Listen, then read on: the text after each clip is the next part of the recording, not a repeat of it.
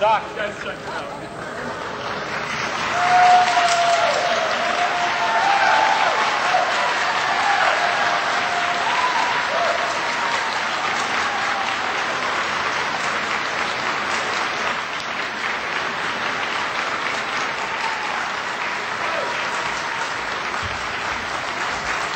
Thank you, everybody. Hello, hello, hello. Hey, it's good to be in Buffalo. Everybody, please have a seat. Have a seat. Get comfortable. I'm sorry for the delay. This was a secret. I only told Dave, but then I thought I probably should tell all of you that I had to go out and try those wings before I came out. So if you see some of the sauce, that's why. And I can vouch for Duff's crispy medium. That's what I had. Very nice. Outstanding. A couple of acknowledgments I want to make. First of all, Buffalo Mayor Byron Brown is here. Where is he? Byron, stand up. Congresswoman Louise Slaughter is here.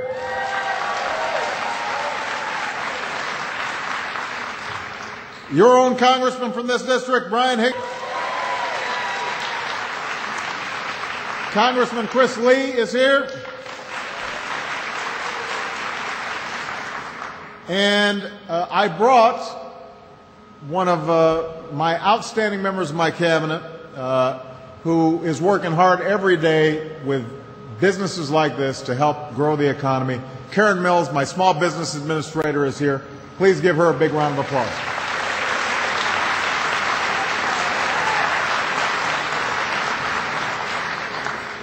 So this is my first visit to Western New York as president, and so it is just a thrill to be here. I'm glad that it's not snowing.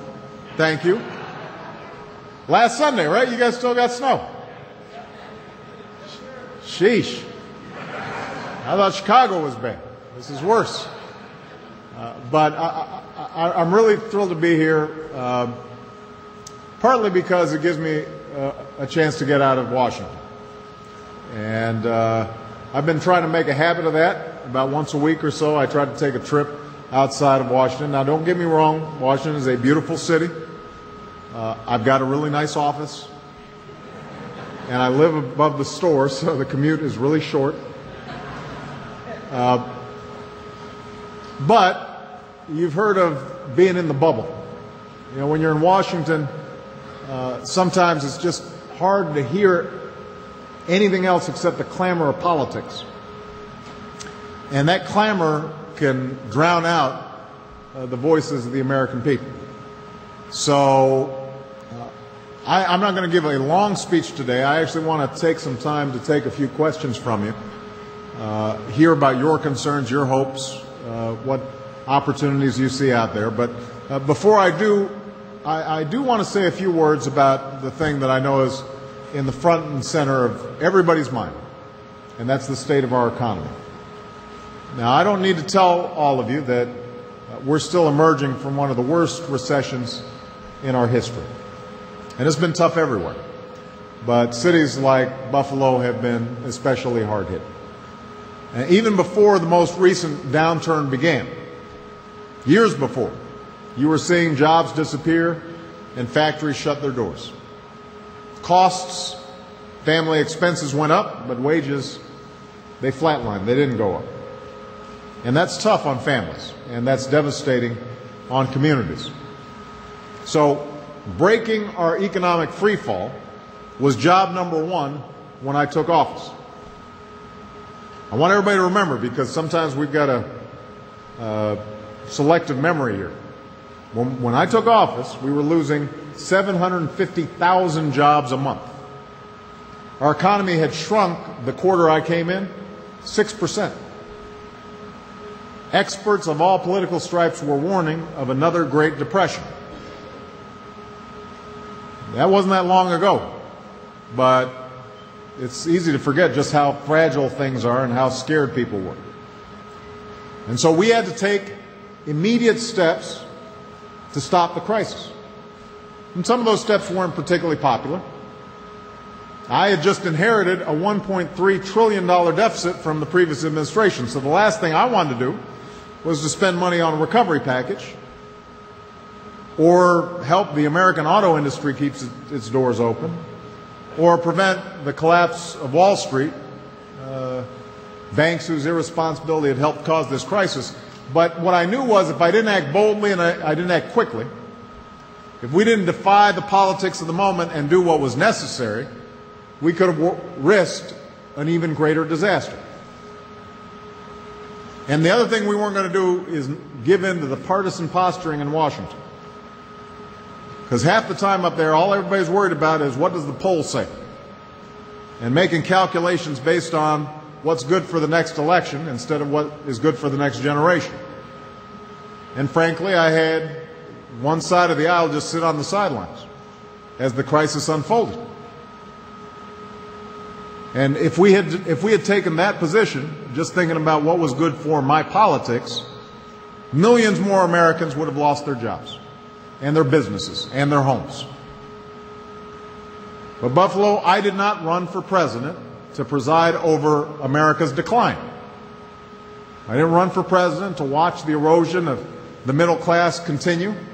I ran for president to keep the American dream alive in our time, for our kids and our grandkids and the next generation. So we met our responsibilities. We did what the moment required. Now, I won't stand here and pretend that we've climbed all the way out of the hole.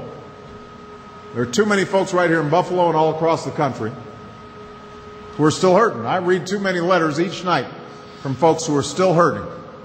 They're still out of work. So I know things are still tough out there for a lot of folks. And you know, economists have all kinds of fancy formulas and mathematical equations to measure the exact moment that the recession ended. And it's great that the stock market's bounced back. But if you're still looking for a job out there, it's still a recession.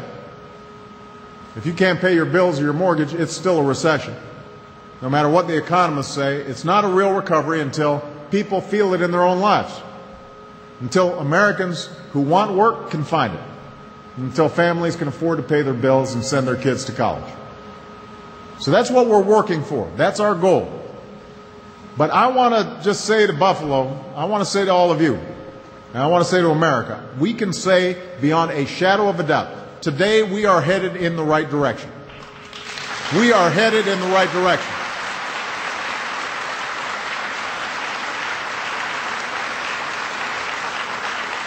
All those tough steps we took, they're working. Despite all the naysayers who were predicting failure a year ago, our economy is growing again. Last month, we had the strongest job growth that we had seen in years. And by the way, almost all of it was in the private sector. And a bunch of it was manufacturing. So this month was better than last month. Next month's going to be stronger than this month. And next year is going to be better than this year. Last month, we gained 290,000 jobs. That was the largest increase in 4 years. We've now gained jobs 4 months in a row right here in the United States.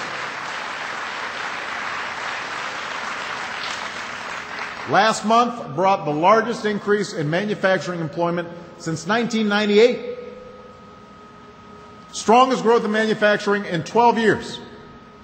That's a good sign for companies like this one. I was talking to Dave. Dave was telling me about the rebound in orders that we've seen here, right here at this company. The question is now, how do we keep that momentum going? How do we keep adding more and more jobs? Now, we know that the government has to play a role in meeting this goal, but we also know that role is limited. Government is not the true engine of job creation and economic growth in this country. Businesses are, especially small businesses like this one.